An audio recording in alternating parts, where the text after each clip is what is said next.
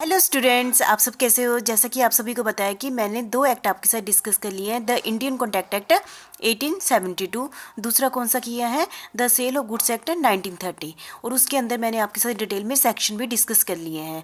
तो आज मैं आपके साथ तीसरा एक्ट स्टार्ट करने जा रही हूँ, द नेगोशिएबल इंस्ट्रूमेंट एक्ट 1881। कौन सा, द नेगोशिएबल इंस्ट्रूमेंट एक्ट 1881। जैसा कि आपको नाम से ही पता चल रहा है कि एक टाइप का क्या है, इंस्ट्रूमेंट है। ये बहुत ही छोटा सा टॉपिक है जो मैं आपके साथ अभी डिस्कस करने जा रही हूँ। ठीक है, इस टॉपिक को कराने से पहले मैं आपको ये बता दूं हमें इस एक्ट की ज़रूरत क्यों पड़ी, इस टाइप के नेगोशिएबल इंस्ट्रूमेंट की ज़रूरत क्यों पड़ी। जैसा कि आप सभी को पता है कि जब हमने कभी किसी से पैसे लेने होते हैं या हमने किसी को पैसे देने होते हैं, है ना, यदि हमने उधार सामान खरीदा है या उधार सामान बेचा है या किसी भी और भी रीजन के कारण हमने जहाँ पर पैसों का कंसेप्ट होता है, ठीक है, और यदि हमने मार्केट में हम कोई भी डीलिंग किसी की भी पर्सन के साथ करते हैं, कैश में करते हैं ना, और कैश दे दिया, चीज़ ले ली, उसने कैश में पेमेंट कर दी, तब तो कोई प्रॉब्लम नहीं है क्योंकि सामने वाली पार्टी को अपना सामान मिल गया, पैसे मिल गए। लेकिन प्रॉब्लम कब आती है, जब सामने वाली पार्टी कहती है कि मैंने सामान तो ले लिया पर मैं आपको पेमेंट 3 महीनों के बाद करूंगा, मैं आपको पेमेंट 4 महीनों के बाद करूंगा। देखो, जिस दिन ड्यू था, जिस दिन उसने पेमेंट करनी थी, उसके बीच में वो टाइम पीरियड मांग रहा है, 3 महीने, 1 साल या 5 महीने मांग रहा है ना। तो इस टाइम पीरियड के बीच में तो फिर क्या होगा, जब ये टाइम पीरियड चला होगा तो सामने वाला तो राजी हो जाता है, पर उसके मन में ये रहता है कि ये पता नहीं ये पेमेंट करेगा नहीं करेगा, उसको इनसिक्योरिटी सी फील होती है। ठीक है, तो कई बार वो इस इनसिक्योरिटी के कारण उसको हाँ भी नहीं करता है कि मैं तुम्हें पैसे दे भी दूंगा, है ना, कि मैं तुम्हें टाइम पीरियड दे दूंगा कि तुम 3 महीनों के बाद पेमेंट कर दो। तो इस इनसिक्योरिटी से बचने के लिए, इस इनसिक्योरिटी के लिए ये वाला एक्ट आया। कौन सा, द नेगोशिएबल इंस्ट्रूमेंट एक्ट 1881 आया, जिसमें ये कह दिया कि जिसमें वो पैसे 3 महीने का गैप ना, कि 3 महीने के बाद पेमेंट करनी है, वो उस 3 महीने के लिए उसको क्या पकड़ा देता है, एक डॉक्यूमेंट पकड़ा देता है। जो डॉक्यूमेंट एक टाइप की क्या होती है, सिक्योरिटी होती है। यदि उसने पेमेंट नहीं की है ना, पेमेंट चलो कि वो इस डॉक्यूमेंट के बदले क्या ले सकता है, पैसे ले सकता है। और कोर्ट की नज़रों में इस डॉक्यूमेंट की क्या होती है, पैसे के बराबर क्या होती है, वैल्यू होती है। मतलब कि जैसे चेक हो गया है ना, चेक की मार्केट में जाके वैल्यू है ना, है ना, तो इसकी इस टाइप के डॉक्यूमेंट जो कि जिसकी एज ए मनी वैल्यू होती है, तो इस टाइप के डॉक्यूमेंट को क्या कहते हैं, हम नेगोशिएबल इंस्ट्रूमेंट कहते हैं। और इसी बात को ध्यान में रखते हुए ये एक्ट पास किया गया, द नेगोशिएबल एक्ट 1881। ये कौन से सेक्शन के अंडर है, सेक्शन 13, जैसा कि आप स्क्रीन में देख रहे हैं, सेक्शन 13।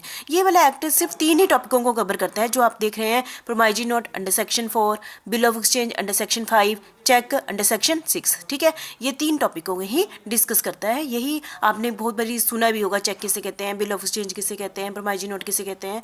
तो मैं आपके साथ अभी क्या डिस्कस कर रही हूँ, नेगोशिएबल इंस्ट्रूमेंट। इन तीनों को क्या कहते हैं, नेगोशिएबल इंस्ट्रूमेंट कहते हैं।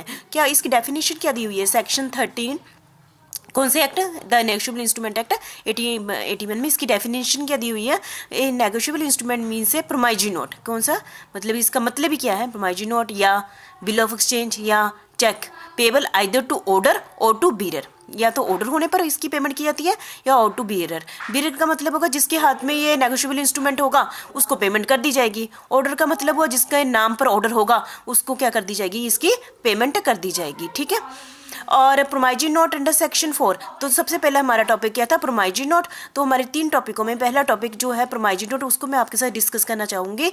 कौन से सेक्शन के अंडर, सेक्शन 4। ठीक है, तो इसको डिस्कस करने से पहले मैं आपको बता दूँ, इसमें 2 ही पार्टियाँ होती हैं, एक तो होता है मेकर, एक होता है पेई। मेकर जिसने पेमेंट करनी होती है, जिसने पेमेंट करनी होती है वो उसमें मेकर बनता है। मेकर लिखता है कि मैं आपको प्रॉमिस करता हूँ, मैं आपको 500 रुपीज़ इस डेट को दे दूंगा, मैं आपको पेमेंट करता हूँ कि मैं 500 मिस्टर शाम को पेमेंट कर दूंगा। तो इसको, इस टाइप के डॉक्यूमेंट को क्या कहते हैं, प्रोमाइजी नोट कहते हैं। बस एक के ही साइन होते हैं, जिसने पेमेंट करनी होती है उसको मेकर कहते हैं, वो साइन कर देता है, बस इसको हम क्या कहते हैं, प्रोमाइजी नोट कहते हैं अंडर सेक्शन 4।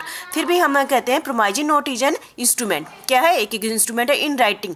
किस फॉर्म में होता है promissory note, in writing form में होता है, जिसमें क्या होता है, कंटेनिंग अनकंडीशनल अंडरटेकिंग। इसमें कोई भी कंडीशन नहीं लगाता, जो मेकर होता है कोई भी कंडीशन नहीं लगाता, और साइन बाय द मेकर, जो प्रॉमिस करता है ना कि मैंने पेमेंट करनी है, उसको मेकर कहते हैं। वो उस पर क्या करता है, साइन करता है, और टू पे सर्टेन सम ऑफ मनी, और जिसमें हमेशा मेंशन होता है कि उसने एक स्पेसिफिक अमाउंट करना, पेमेंट करनी है। ऐसा नहीं है कि ये किसी वस्तु के लिए लिखी जाती है, हमेशा मनी के लिए लिखी जाती है। ओनली टू और टू द ऑर्डर, मतलब ओनली टू सिर्फ उसी पर्सन को ही की जाती है, ओनली टू ऑर्डर की जाती है। हैं, और टू ए सर्टेन पर्सन, एक स्पेसिफिक पर्सन को ही की जाती है, ए सर्टेन पर्सन, और to the bearer of the instrument, और जिसके हाथ में ये डॉक्यूमेंट होगा या तो उसको की जाती है, जिसका नाम लिखा होगा उसको की जाती है, और जिसके हाथ में ये डॉक्यूमेंट होगा, जैसे कि जिसके हाथ में पैसा होगा ना वो मालिक बन जाता है ना, ऐसे ही प्रोमाइजरी नोट जिसके हाथ में होगा उसको पेमेंट कर देंगे। इसीलिए हो सकता है प्रोमाइजरी नोट ऐसा हो जिसमें टाइम मेंशन ना हो सकता है कि टाइम मेंशन भी हो, और हो सकता है कि उसकी डिमांड होने पर, मतलब कि जिस वो बना देगा, जब उसको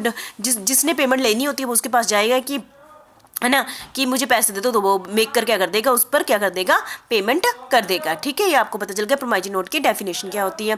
तो आपको पता है कि प्रोमाइजरी नोट इज इंस्ट्रूमेंट किस फॉर्म में होता है, राइटिंग फॉर्म में होता है, अनकंडीशनल होता है क्योंकि इस पर प्रोमाइजरी नोट कोई भी कंडीशन नहीं लगाता है। वो कहता है कि मैं आपको प्रॉमिस करता हूँ मैं 500 रुपया दूंगा, पर ये कंडीशन नहीं लगा, ये चीज़ फुलफिल होगी तभी मैं करूँगा, कुछ मिनट कंडीशनें नहीं लगाएगा। और जिसने पेमेंट करनी होती है उसको मेकर कहते हैं, और उस पर क्या कर देगा, साइन कर देगा। और तो क्या कहेगा, टू पे सर्टेन सम मनी, और उसमें क्या मेंशन किया होगा कि मैं 500 रुपया या 1000 रुपया पेमेंट करूंगा। ऑर्डर मतलब जब ऑर्डर होगा या फिर जिसके हाथ में वो डॉक्यूमेंट होगा तो मैं उसको क्या कर दूंगा, पेमेंट कर दूंगा। ठीक है, उसको हम क्या कहते हैं, प्रोमाइजरी नोट कहते हैं। ठीक है, और इसमें आपको पता चल गया इसमें दो ही पार्टियां होती हैं, कौन, डेटर और क्रेडिटर। डेटर कौन होता है, जिसने पेमेंट करनी होती है, डेटर कौन होता है, जिसने पेमेंट करनी होती है, the one who has to pay his creditor, मतलब ये डेटर कौन होता है, जिसने पेमेंट करनी होती है। और ही इज कॉल्ड ए मेकर, इसको मेकर भी कहते हैं, जिसने पेमेंट करनी होती है वही बनाता है, इसलिए इसको मेकर कहते हैं। मेक ए प्रोमाइजरी नोट, वो क्या बनाता है, प्रोमाइजरी नोट बनाता है। और प्रॉमिस, डेटर ही प्रॉमिस करता है कि मैं आपको ड्यू डेट को इस दिन 500 रुपया दे दूंगा। तो समझो, बनाता भी वही है, साइन भी वही करता है, डेटर ही करता है, और उसका नाम क्या दे दिया गया, मेकर करता है। क्रेडिटर का रोल क्या है, क्रेडिटर सिर्फ लेता है प्रोमाइजरी नोट को, उसको पकड़ा देते हैं, जिस दिन ड्यू डेट है क्रेडिटर पैसे मांग लेगा उसको पेमेंट कर दी जाएगी। तो क्रेडिटर क्या होता है, the one to whom payment is to made, creditor जिसको पेमेंट की जाएगी, he is called as the payee. ठीक है, इसको क्रेडिटर को क्या कहेंगे हम यहाँ पर, द इंडिया इस प्रोमाइजरी नेगोशिएबल इंस्ट्रूमेंट प्रोमाइजरी नोट में हम दो ही टर्म यूज़ करेंगे, या तो मेकर बोलेंगे या पेई बोलेंगे, मैं डाटा क्रेडिटर नहीं बोलूँगी, ये तो आपको समझाने के लिए मैं बता दिया। ठीक है, मेकर जिसने पेमेंट देनी होती है, पेई मतलब जिसने पेमेंट लेनी होती है, बस दो ही पार्टियां। और बनाता कौन है, मेकर बनाता है, मेकर बना के उस पर साइन कर देता है, पेई को दे देता है, पेई ने जब पैसे लेने होते हैं इसके सामने पेश करता है और उसको पेमेंट हो जाती है। ठीक है, थैंक यू वेरी मच। आपने इस टॉपिक को अच्छे से कर लेना। तो हमारा पहला टॉपिक क्या था, नेगोशिएबल इंस्ट्रूमेंट का प्रोमाइजरी नोट। ठीक है, तो आपने समझ गए होंगे कौन से सेक्शन के अंडर किया, हमने सेक्शन 4 के अंडर किया।